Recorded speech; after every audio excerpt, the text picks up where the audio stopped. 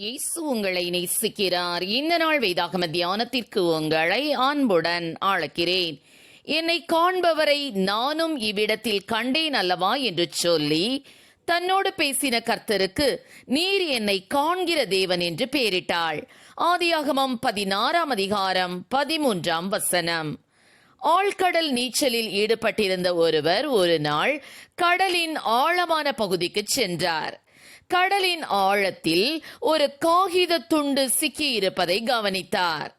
அவர் அந்த காகிதத்தை கையில் எடுத்து பார்த்தபோது அதில் என் தேவன் என்னை காண்கிறார் என்று எழுதப்பட்டிருந்தது.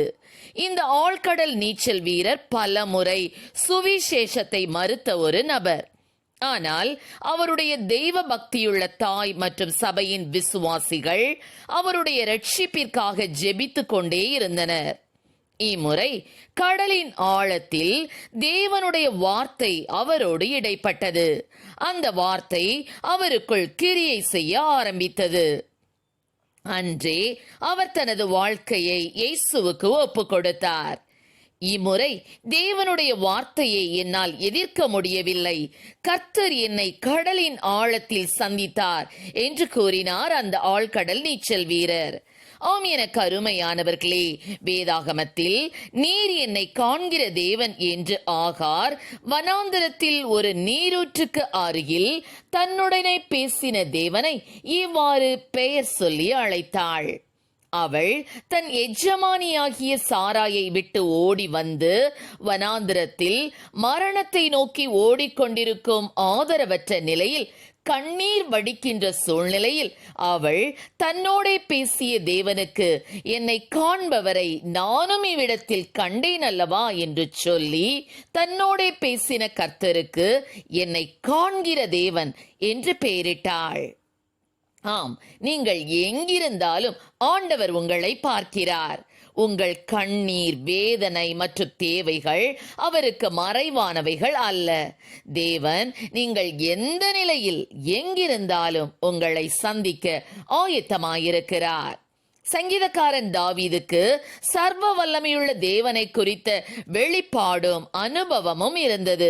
ஆகவேதான் நான் வானத்திற்கு ஏறினாலும் நீர் அங்கேயும் இருக்கிறீர், நான் பாதாளத்தில் படுக்கை போட்டாலும் நீர் அங்கேயும் இருக்கிறீர், நான் விடியற் காலத்து செட்டைகளை எடுத்து சமுத்திரத்தின் கடையாந்திரங்களிலே போய் தங்கினாலும் அங்கேயும் உமது கை என்னை நடத்தும், உமது வலது கரம் என்னை பிடிக்கும் என கூறுகிறார்.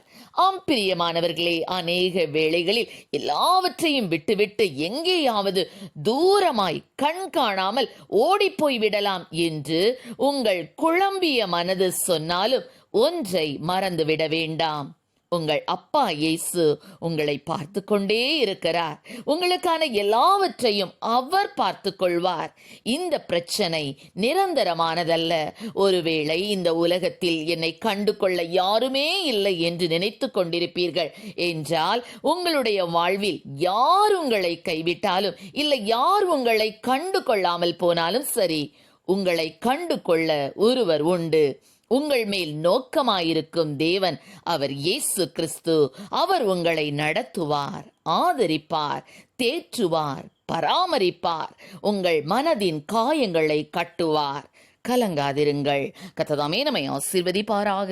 ஆமென். ஜெபம். எங்களை அதிகமாக நேசித்து வளர்த்தீர் எங்கள் அன்பில் பரலோக பிதாவே, ஒருவேளை அப்பா உடைய பிள்ளைகள் ஆண்டவர் இந்த நாளிலே பிரச்சனைகள் நிமித்தமாக ஆண்டவரை எங்கேயோ கர்த்தாவே அடியாழத்திலே போய் இருந்தாலும் என் தேவன் நீர் அங்கேயும் அவர்களை காண்கிறீர் அப்பா, அவர்களை தேற்றுகிறீர் ஆண்டவரை. உலகத்தின் முடிவு பறிந்த சகல நாட்களில் நான் உடனே கூட இருக்கிறேன் என்று சொன்ன தேவன் நம்முடைய பிள்ளைகளோடு கூட நீர் இருக்கிறீர் அப்பா. ஆண்டவரை அவர்கள் ஒருவேளை தூரமாய் ஓடி போனாலும் நீர் அங்கே போய் அவர்களை சந்திக்கிறீர் அப்பா. ஸ்தோத்திரம் ஆண்டவரே, அவர்களை நடத்துகிறீரப்பா. அதற்காக உமக்கு ஸ்தோத்திரம். பிள்ளைகளை அதை உணர்ந்து தங்களை ஒப்பு கொடுக்கக்கூடிய கிருபைகளை கொடும். ஆசீர்வதியும்.